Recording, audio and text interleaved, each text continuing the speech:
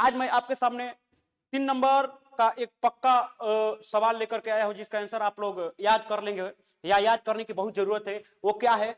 कवि परिचय और उस कहानी से और उनके कवि कौन है, और वो कहानी गद्य की कौन सी विधा है जो आपके परीक्षा में 1 या 2 नंबर जरूर पूछेगा। जैसे भीमराव अंबेडकर हो गया, या फिर 20 के दांत हो गया, या फिर भारत सामने क्या सीखे।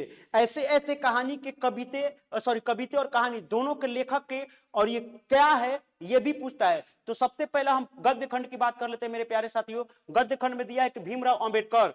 गद्य खंड में मेरे प्यारे साथियों क्या दिया है? भीमराव अंबेडकर। भीमराव अंबेडकर जिन्होंने श्रम विभाजन और जाति प्रथा को लिखा, तो ये क्या है? निबंध है। उसी प्रकार से राम बिलोचन शर्मा ने एक कहानी 20 के दांत लिखे, ये क्या है मेरे प्यारे साथियों?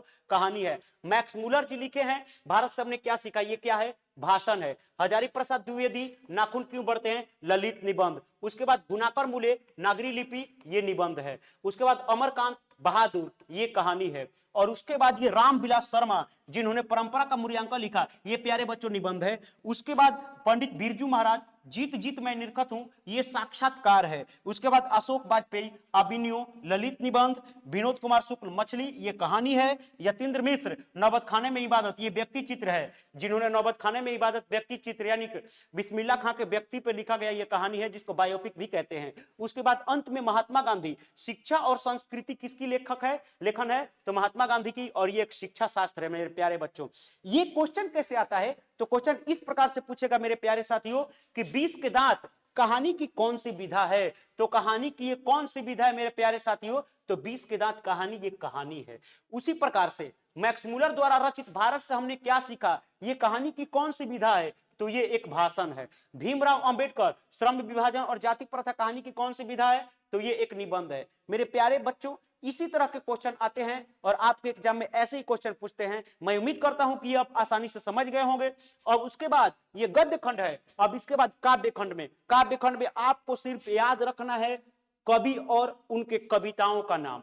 क्लियर? ये तो काव्य खंड का मतलब कविता ही होता है, तो जितने भी कविता पढ़ेंगे तो सारे बच्चे कविता ही है। लेकिन यहाँ पे कोई निबंध है, कोई ललित निबंध है, किसी ने भाषण दिया है, कोई व्यक्ति चित्र है, किसी साक्षात्कार किया है, और किसी ने शिक्षा शास्त्र के बारे में बताया है। यहाँ पे अलग अलग है। लेकिन मेरे प्यारे साथियों, इसमें अगर बात करें तो इसमें जैसे जितने भी हम काव्य खंड को देखते हैं, ये तो सारे कविता ही लिखे हैं। लेकिन मेरे प्यारे बच्चों, ये चीज याद रखिएगा कि किसने कौन कविता लिखी है। जैसे राम नाम बिनु बिरथे जगी जन्मा, राम नाम बिनु बिरथे जगी जन्मा, ये किस कवि की रचना है? तो गुरु नानक। प्रेम आयनी श्री राधिका करील के कुंजन ऊपर वारू, ये किसकी रचना है? रस खान की। ये क्या है? तो मेरे प्यारे बच्चों, ये काव्य खंड है, तो ये जाहिर सी बात है कि कविता है।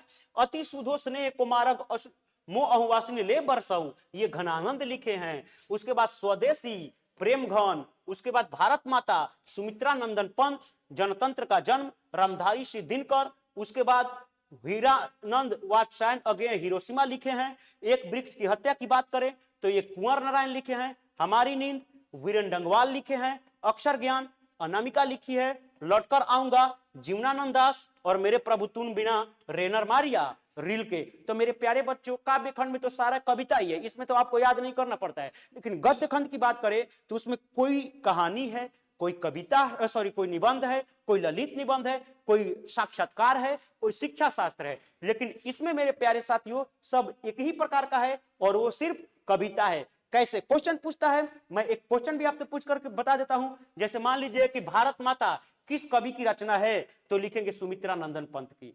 क्लियर? तो मैं उम्मीद करता हूं कि मेरे प्यारे बच्चों, ये वीडियो आपको बहुत पसंद आया होगा। अगर पसंद आया है तो लाइक और शेयर करना मत भूलिए, कमेंट करना मत भूलिए। मिलते हैं अगले वीडियो में, तब तक के लिए बाय बाय।